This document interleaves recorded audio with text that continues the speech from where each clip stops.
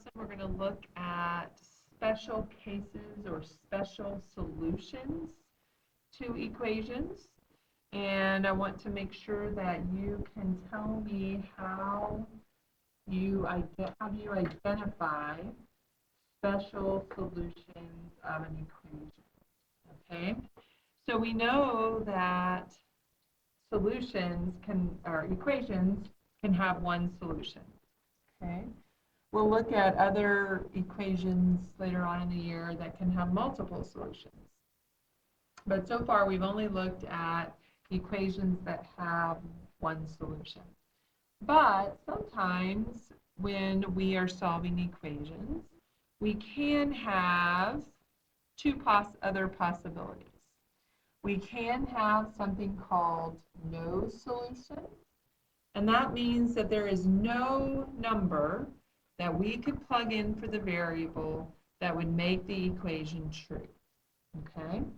And the way this is going to look is when we solve the equation, you're going to notice that we have the same amount of variables on each side of the equation, which means that they're going to cancel out. And that'll make more sense when we solve one in just a second. And when we get down to the end, our final statement is not equal or it is false. And so that's going to, and here's like what it might look like. We might get down to where our equation reads 5 equals 8. Well, 5 is not equal to 8. That is not equal. That is a false statement. And so this is going to be when we state that the answer is no solution. Okay? Or we can also have a solution called all real numbers. And one other way to write this is I'm going to do 2 lines like this and then do like an R through it. Okay? That means all real numbers. And so what that means is a solution of all real numbers means that we could plug in any real number into our equation for the variable and it would make the equation true. And it's almost the same thing as no solution. We're still going to have the same amount of variables on each side. They're still going to cancel out. But this time, when we get down to the end, it is going to be equal or true. An example would be like 9 equals 9. That's what it's going to look like. There is another name sometimes that you see this called, and it is identity. When we talk about inequalities, we may state this type of solution a little bit differently because it's an inequality. Okay, so let's look at the 2 examples that I've given you. So we're still going through the same process of solving a multi-step equation. Okay, we still want to do the distributive property. We still want to combine like terms. So I'm going to start with the distributive property. 3x minus 12 minus x equals 2x minus 12. Okay, so we did the distributive property. Now we're going to combine like terms over here on the left. I have 2x minus 12 equals 2x minus 12. Okay, so I'm going to stop there for a second. So do you notice that you have 2 x's on each side? That's what I meant by you have the same amount of variables on each side.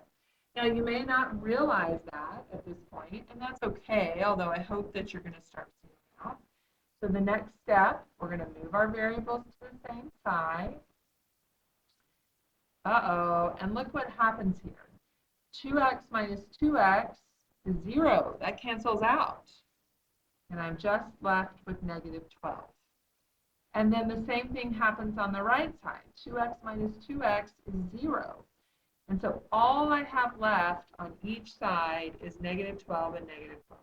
All the variables canceled out. This is true. Negative 12 is equal to negative 12, and so our solution is all real identity.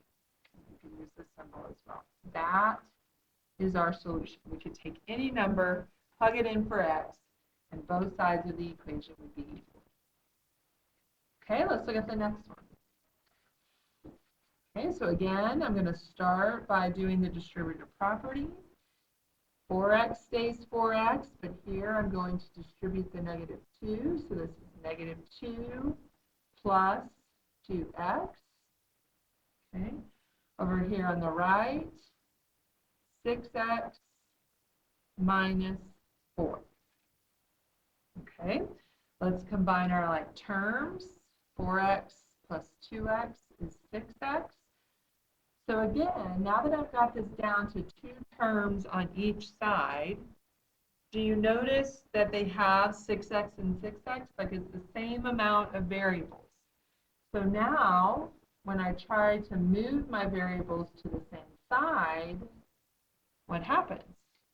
Cancels out, cancels out. And so all I have left is negative 2 equals negative 4. And so, is negative 2 equal to negative 4? No, it is not. That is not a true statement. That is false. And so, therefore, that means there is no solution to this equation. There is no number that we could plug in for x that would make this equation true. Make sure you secure those into your notebook, answer your essential question, and go on to your next thing.